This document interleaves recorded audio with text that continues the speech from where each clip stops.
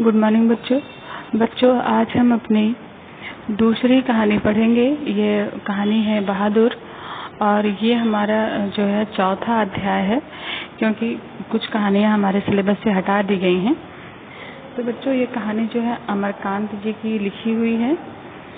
इस कहानी में एक नेपाली लड़के के चरित्र को दर्शाया गया है कि कैसे उसकी माँ उसे जब मारती है तो वह घर से भाग जाता है, और घर से भाग करके जाने के बाद उसे कोई व्यक्ति ले जा करके किसी के वहाँ रख देता है, और वहाँ पे वो नौकर बन जाता है। और नौकर बनने के बाद उसके साथ क्या क्या दुर्दशा उसकी होती है, घर वाले उससे कैसे पेश आते हैं, इसी के बारे में लिखा गया है। और अंत में जो है बच्चा परेशान होकर के जहाँ नौकर बना होता है वहाँ से भी भाग जाता है।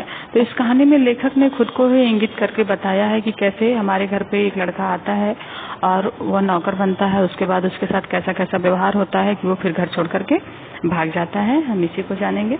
तो चलिए पहले हम पात्रों को जान लेते हैं। बच्चों इस कहानी में पहला पात्र तो लेखक स्वयं है, क्योंकि वो कहानी कह रहा है, वही कहानी का वक्ता है। फिर निर्मला लेखक की पत्नी है, लेखक के साले साहब, और दिल बहादुर ये जो है इस कहानी का नायक है। एक नेपाली लड़का तथा लेखक के घर का ये नौकर हो जाता है, जिसका नाम दिल बहादुर से केवल बहादुर बन करके रह जाता है। इसी के ऊपर पूरी कहानी लिखी गई है।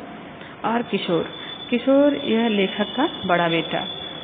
तो चलिए हम कहानी का सारांश जान लेते हैं। बच्चों बहादुर जो है जब घर से भाग जाता है तो उसके जो साले साहब हैं वो एक नेपाली लड़के को लेकर के लेखक के घर आते हैं, यानी कि उसी बहादुर को लेकर के आते हैं।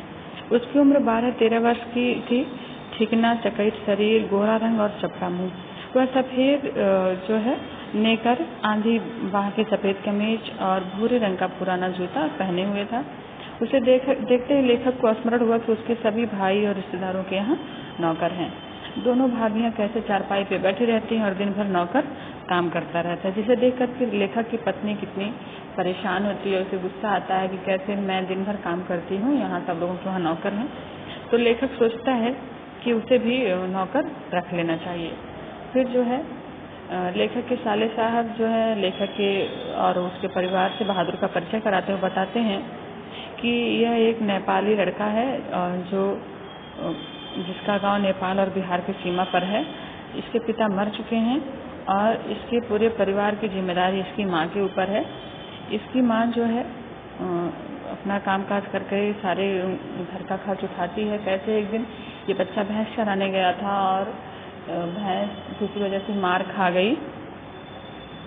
इसकी माँ इस भैंस को बहुत ज़्यादा प्यार करती थी, और जब ये भैंस चराने गया तो ये लापरवाही किया, भैंस को किसी ने मार दिया, जिसकी माँ को बहुत गुस्सा आया और उसकी माँ ने इसको बहुत मारा।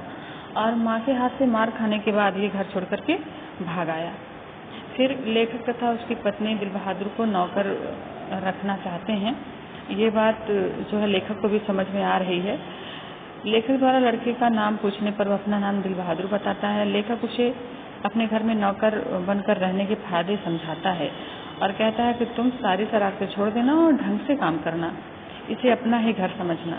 हमारे घर में नौकर से बहुत प्यार किया जाता है, उसे बिल्कुल बच्चों की तरह रखा जाता है, और यदि तुम हमारे घर में रह गए तो सभ्य बन जाओगे, घर के और लड़कों की तरह तुम भी पढ़ लिख जाओगे और तुम्हारी जिंदगी सुधर जाएगी। लेखक जो है बहला फुसला रहा है उस बच्चे को कि वो मेरे घर पे नौकर बन जाए, जबकि जो लेखक कह रहा है उसमें जरा भी सच्चाई नहीं है।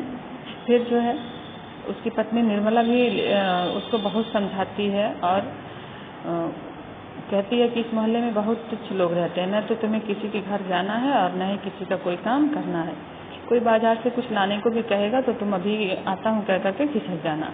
वो लोग उसको समझाते हैं कि हमारे घर पर रहते हुए तुम्हें कैसे रहना है, और वो लोग बड़े आराम से उसके नाम से दिल हटा देते हैं और उसका नाम सिर्फ बहादुर रख देते हैं। अब वो दिल बहादुर से बहादुर बन गया और लेखक के घर का नौकर बन गया। बहादुर का स्वभाव जो है बहुत ही हंसमुख है और वह बहुत ही परिश्रमी है। वह दिन भर पूरे घर की साफ सफाई करता है, मेहनत से सारे कार्य करता है, पूरे घर के सदस्यों की जिम्मेदारी उठाता है, और जैसे जैसे उसका जो है उसका रहना वहाँ पे सबको उसकी आदत पड़ जाती है तो घर के सारे लोग आलसी हो जाते हैं। और वो हमेशा हंसता रहता है। इतना काम करने के बाद भी वो हंसता है और गाना गाता रहता है।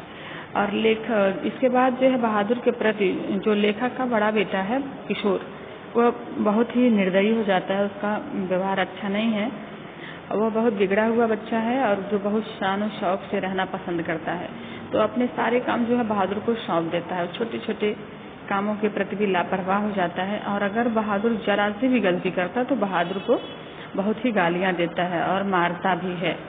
बहादुर मार खा करके एक कोने में चुपचाप से खड़ा हो जाता है और कुछ नहीं बोलता। फिर थोड़ी देर बाद वो अपने काम करने लगता है। फिर एक दिन किशोर जो है बहादुर को शुगर का बच्चा कह देता है, जिससे बहादुर को बहुत दुख होता है और वह किशोर का काम करने से मना कर देता है। फिर लेखक के पूछने पर वो रोते रोते बताता है कि बाबूजी भैया ने मेरे मरे हुए बाप को क्यों लाकर खड़ा किया। और इतना कह करके वो रोने लगता है कि मेरे पिताजी इस दुनिया में नहीं है, तो इन्हें मेरे पिताजी को गाली नहीं देनी चाहिए। फिर धीरे धीरे व्यवहार जो है निर्मला का व्यवहार भी, यानी कि जो लेखक की पत्नी है उसका व्यवहार भी अपने नौकर के प्रति बदल जाता है। निर्मला बहुत पतली पतली रोटियां बनाती थी, इसलिए वो रोटी बनाने का काम बहादुर से नहीं करवाती थी। परंतु मोहल्ले की किसी औरत ने उसे भड़का दिया कि परिवार के लिए रोटियां बनाने का काम वो खुद करे और बहादुर से कहे कि तुम अपनी रोटी बना लो। अगर वो पतली रोटियां खाएगा तो उसकी आदतें खराब हो जाएगी। यह बात निर्मला के दिमाग में फिट हो जाती है और वह बहादुर के लिए रोटियां बनाना बंद कर देती है और बहादुर से कहती है कि तुम अपनी रोटियां बना के खाना। बहादुर कहता है नहीं, मैं रोटियां नहीं बनाऊंगा। तो निर्मला को गुस्सा आ जाता है और वह बहादुर को 2-3 थप्पड़ मार देती है और बहादुर से चिढ़ने लगती है और छोटी छोटी गलती पे बहादुर को मारती और गालियां देने लगती है। फिर एक दिन निर्मला के रिश्तेदार आते हैं और जो बहादुर पर चोरी का इल्जाम लगाते हैं। निर्मला के रिश्तेदार जब आते हैं तो वो झूठ में ही कहते हैं कि हम यहाँ पे कुछ पैसे रखे थे जिससे हम यहाँ आपके बच्चों के लिए मिठाई खरीद कर जो है मंगाना चाहते थे, लेकिन हमें लगता है कि ये पैसा इस जो है नौकर ने चुरा लिया है। लेकिन बहादुर ने पैसा नहीं चुराया था। लेकिन जो है रिश्तेदार के सामने वो लोग रौब झाड़ते हैं और बहादुर को मारते हैं, उसे बहुत बुरा भला कहते हैं। इसके बाद उसको बहुत धमकाते हैं, उसको बार बार पुलिस के पास ले जाने के लिए कहते हैं और पूरे घर में सबको बहादुर के ऊपर शक होने लगता है। बहादुर बार बार कहता है कि मैंने पैसे नहीं लिए, लेकिन लेखक भी बहादुर को ही मारता है और निर्मला भी उसे मारती है। बहादुर अपने निर्दोष होने की बात कहता है, लेकिन कोई उसको उस बात को मानता नहीं है। फिर उनके रिश्तेदार चले जाते हैं। घर के सभी लोगों का व्यवहार जो है बहादुर के प्रति बहुत ही कठोर हो जाता है। चोरी की घटना के बाद घर के सभी सदस्य बहादुर को घृणा और संदेह करने लगते हैं, उसे कुत्ते की तरह दुत्कारने लगते हैं। बहादुर भी अब उदास रहने लगता है। अब उसके मन में घर वालों के प्रति कोई अपनापन नहीं रह गया था। बहादुर को अब पहले की अपेक्षा अधिक डांटा मारा जाता था और गलतियां और भूल भी अधिक होने लगी हैं, जिसका कारण यह था कि वह काम में लापरवाही करने लगा था। फिर एक दिन उसके हाथ से सिलबट्टा छूट करके गिर जाता है और उस पर 2 टुकड़ा हो जाता है। पिटाई के डर से बहादुर परेशान हो जाता है और घर छोड़ करके कहीं चला जाता है। उसे लगता है कि जब ये घर वालों को पता चलेगा तो उसे मारेंगे। फिर निर्मला, उसके पति और किशोर उसकी ईमानदारी पर विश्वास हो गया था। वे जानते थे कि रिश्तेदार ने पैसे जो है बहादुर ने नहीं चुराए थे। अंत में सभी बहादुर पर स्वयं द्वारा किए गए अत्याचारों के प्रति पश्चाताप करने लगते हैं। जब बहादुर घर छोड़ के भाग जाता है तो इन लोगों को एहसास होता है कि उसमें कोई गलती नहीं थी। उसने ना तो कभी चोरी की, ना ही उसने कभी कोई गलती की।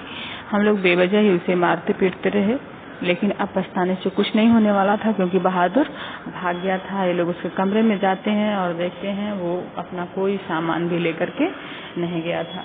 बच्चों, ये कहानी आपकी बुक में दी हुई है, तो आप इस कहानी को बहुत अच्छे ढंग से पढ़ लेंगे और यहाँ पे जो सारांश आपको बताया गया है, ऐसे ही जब आपको सारांश लिखना होगा तो ऐसे ही हेडिंग डाल के आपको लिखना रहेगा।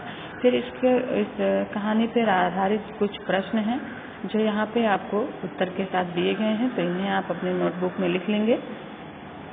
बच्चों, यहाँ पे जो है भाषा शैली, यहाँ पे आपका प्रश्न होगा बहादुर कहानी की भाषा शैली पर प्रकाश डालिए। फिर है देश काल और वातावरण, आपका प्रश्न होगा बहादुर कहानी का देश काल और वातावरण लिखिए। फिर है उद्देश्य, बच्चों यहाँ पे आपका प्रश्न होगा बहादुर कहानी का उद्देश्य क्या है, लिखिए। फिर है शीर्षक। तो आपको यहाँ पे प्रश्न आपका होगा कि बहादुर कहानी का शीर्षक क्या कहानी के अंतर्गत उपयुक्त है या नहीं, ये लिखना है आपको। फिर यहाँ पे आपका प्रश्न है बहादुर कहानी के नायक का चरित्र चित्रित करिए। इन प्रश्नों को आपको अपनी नोटबुक में लिख लेना है। धन्यवाद बच्चों।